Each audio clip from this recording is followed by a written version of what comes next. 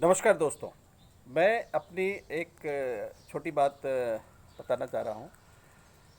ज़िंदगी में अगर आपके परिवार हैं, अगर आप शादी करते हैं, अगर आपके माता पिता हैं, अगर आपके रिलेशन हैं और आप किसी भी रिलेशन में हो, तो ये समझिए कि आप इसकी वैल्यू को बेहतर समझते होंगे। रिलेशन का मतलब क्या होता है? हमारे बाबा, उनके पिता, मतलब उनके बच्चे, हमारे पिता, और फिर उसके बाद हम लोग आए हैं, फिर हम भी शादी कर रहे हैं।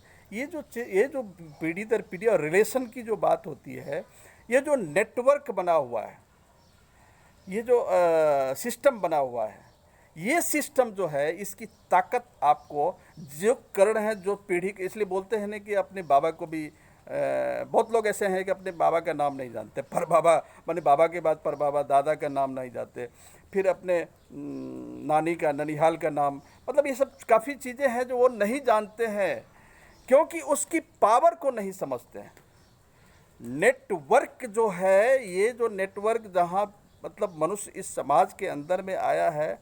अभी आप देखिए, किसी कंपनी के अंदर में आप काम कर रहे हो, तो उस कंपनी के एक मालिक होता है, उसके पास इन्वेस्टमेंट, उसने पैसा लगा दिया और 10 लोगों को, 5 लोगों को, 50 लोगों को अपनी कैपेसिटी के हिसाब से, कंपनी के टर्नओवर या विज़न के हिसाब से उसने लोगों के टाइम को परचेज कर लिया, हायर कर लिया, और वो अपने साथ काम करवा रहा है। तो काम करवा रहा है, फिर उसके बदले में उसको छोटा सा पगार दे रहा है, लेकिन वहाँ उसने रिस्क लिया है। उसकी कंपनी जब नहीं चल रही होती है तो भी वो पैसा देता है, और उसके बाद जब वो रिस्क लेके काम करता है तो उसकी कंपनी जब चलने लगती है तो बहुत सारे प्रॉफिट होते हैं, तो वहाँ आपको एक प्रॉफिट का टुकड़ा मिलता है, क्योंकि उसकी प्रॉफिट बहुत ज़्यादा है। फिर उस बंदे को, कंपनी के मालिक को टाइम फ्रीडम मिल जाता है, और फिर वो आराम से घर में बैठा भी है, कहीं भी है, उसके टाइम, और उसके टाइम तो आप लोग हो गए, मतलब आप लोग काम करते हैं तो उसके टाइम हो गए। लेकिन ये नेटवर्क उसने क्रिएट किया है, ये नेटवर्क की ताकत है। आप इस नेटवर्क की ताकत को आपके स्टैंडर्ड के हिसाब से आप फिक्स कर सकते हैं। अभी मैं देखता हूँ हमारे आजू बाजू इधर कोई दुकान खोल करके बैठा हुआ है। दुकान खोलने का मतलब है कि वो दुकान में चुपचाप तो बैठा नहीं रहेगा, कस्टमर का एक नेटवर्क तैयार करता है। दुकान में बैठा है, कुछ भी बेच रहा है, चाय की दुकान बेच रहा है, पान की, ग्रोसरी की, दवा की, कुछ भी बेच रहा है, तो नेटवर्क उसकी विजन में आ जाती है, फटक से दिमाग में आ जाता है कि अरे मुझे तो ये कस्टमर चाहिए। कस्टमर को खोजने के लिए उधर बैठ जाता है, और जब किसी से बात होती है तो वो अपनी प्रोडक्ट की, अपने दुकान की और अपनी ही बातें करता है। इस तरह से उसके, ठीक है, उसमें उसको नेटवर्क मिल जाता है, 1 से 2, 2 से 4, 4 से ऐसा नेटवर्क मिल जाता है। लेकिन जब वो दुकान ही बंद कर देगा तो क्या होगा? बीमार पड़ गया तो क्या होगा? तो वहाँ एक सेल्फ प्रोफेशन में होते हुए भी से वो मौका नहीं मिलता है हमको। एक इस सिस्टम का जो ताकत है, इस सिस्टम में, उस सिस्टम की ताकत को आप समझिए कि अगर आप नहीं भी हैं, आप बीमार भी हैं, फिर भी आपको पैसा आ रहा है, आप काम नहीं भी कर रहे हैं, वो रियल में वो नेटवर्क, वास्तव में वो नेटवर्क होता है।